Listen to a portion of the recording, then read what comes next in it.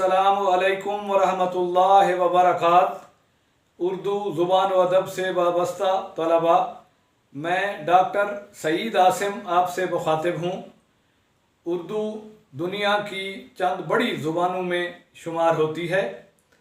इस ज़ुबान के वसी ज़ख़ीरा अल्फाज में चंद अल्फाज ऐसे भी हैं जो कई मानी में और मुख्तलिफ़ तलफ़्फ़ुज़ के साथ इस्तेमाल होते हैं।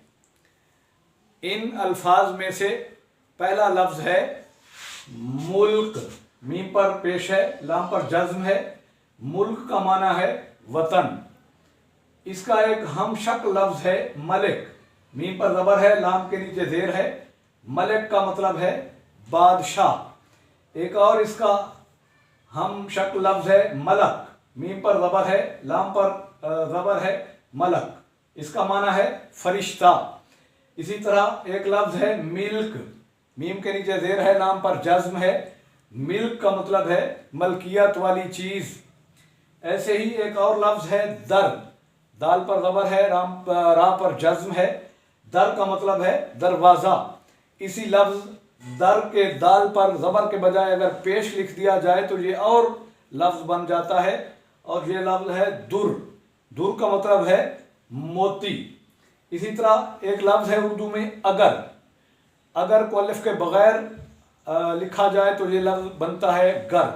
हमारे उर्दू शुआरा वज़न की मजबूरी के पेश नज़र इस लफ्ज़ अगर को अलिफ के बग़ैर गर लिखते रहते हैं, तो इसका माना होता है अगर। इसकी मुकम्मल शक्ल अगर है अलिफ के साथ। अच्छा, इसी लफ्ज़ गर के गाफ पर ज़बर के बजाय पेश लिख दें तो लफ्ज़ बन जाता है गुर।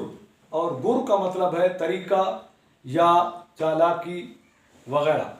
तो ये चंद ऐसे अल्फाज हैं जिनकी शक्ल एक दूसरे से मिलती है और जो मामूली से तलफ़्फ़ुज़ के साथ अलग मानी में इस्तेमाल होते हैं। तो इन अल्फाज को अच्छी तरह ज़हन नशीं कर लें ताकि इनका इमला भी आपको याद रहे और इनका माना भी आपको याद रहे। इजाज़त दीजिए। अल्लाह हाफ़िज़।